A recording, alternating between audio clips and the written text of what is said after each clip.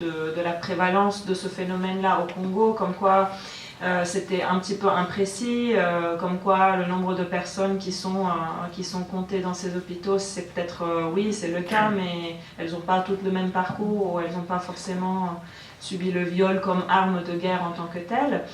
Comment le docteur Mukwege et son équipe prennent ce genre de critiques ou d'articles ou ce genre de questionnements qui peuvent être posés et qui peuvent être légitimes certainement, mais comment il les prend en compte aussi pour peut-être affiner son témoignage, son plaidoyer auprès des personnes? Oui, c'est une très bonne question parce que j'avais lu l'article, j'avais discuté du sujet avec le docteur et je trouve qu'il y a un peu au Congo, lui aussi, dans le fait, une inflation sur les chiffres. Lorsque vous parlez avec des Congolais, ils vous diront facilement ces guerres ont fait 4 millions de morts ou 6 millions. Ce n'est pas exact. Il y a eu beaucoup trop de morts, il y en a eu, mais ces chiffres-là sont absolument gonflés pour avoir un effet d'annonce ou de mobilisation. Mais les sensibilités sont encore tellement grandes que si vous allez dire, écoutez, soyons raisonnables, il ne peut pas avoir eu 4 millions de morts, c'est impossible. On va vous traiter de révisionniste ou de remise en cause. Voilà. Donc c'est extrêmement difficile. Et même le docteur se laisse parfois emporter lui-même en citant les chiffres. Et alors quand je lui avais posé la question, notamment des femmes violées, il dit, et ça c'est aussi un paradoxe, mais c'est la réalité, dans son hôpital, comme dans d'autres, une femme qui a des problèmes gynécologiques, arrive et personne n'a d'argent. Les soins sont payants, personne n'a d'argent pour les payer, c'est très compliqué. Bien.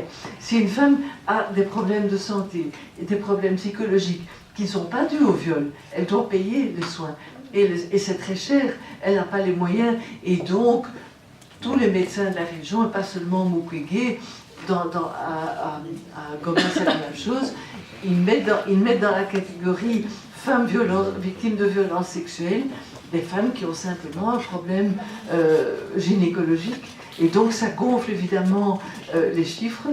Voilà, et le docteur dit, c'est vrai que ça se passe parce que je ne peux soigner gratuitement que les femmes indigentes, totalement indigentes ou victimes de violences.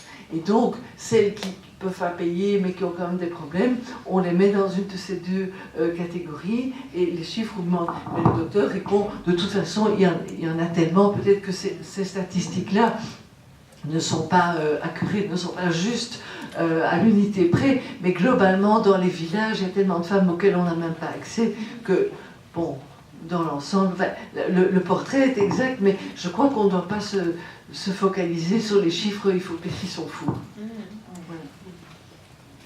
Et alors il y a une surenchère aussi entre les ONG et même entre les Congolais, quoi, qui moi m'agace quand en Belgique il y a des réunions avec les Congolais, le chiffre des morts dû à toutes ces violences, à toutes ces guerres, est absolument exponentiel, mais c'est du n'importe quoi, enfin ce n'est pas vrai. Et quand je dis, mais ça affaiblit votre cause de multiplier comme ça, d'augmenter les chiffres, il dit, ah mais ça c'est le début du révisionnisme. Voilà. Et ça c'est psychologique aussi, parce qu'ils me répondent, oui mais personne ne met en cause le 1 million de morts au Rwanda. Non, c'est entré entre 800 000 et 1 million de morts. Ce chiffre-là est entré dans les esprits, c'est comme ça. Bon, peut-être qu'au Rwanda, il n'y en avait que 700 000 ou quoi. Mais c'est de mauvais goût de dire au Rwanda, il n'y en a peut-être pas 800 000. En Europe, le chiffre des victimes de la Deuxième Guerre mondiale, on ne le remet pas en cause, même si on pourrait... Mais personne ne va faire ça. On dit, mais non, c'est acquis, c'est symbolique. 6 millions de morts, voilà, c'est acquis. Et au Congo, c'est un peu la même chose. Voilà. Bonsoir. Je voulais vous demander, par rapport à l'impunité dont vous parliez, il y a une scène dans le film où justement il y a le docteur qui, avec une association, en réunion avec des villageois et des représentants de l'État. Et donc vraiment, le discours des villageois est sur l'inefficacité de la justice d'État, et il y a un homme qui parle du fait que finalement, s'ils attrapent un violeur, de toute façon, ils ne le retransmettront pas à la justice d'État tant ils n'en ont pas confiance. Et ma question c'était, est-ce qu'il n'y a pas une justice populaire qui se développe face à l'impunité? Et est-ce que ça ne crée pas encore plus de violence et de problèmes dans la région?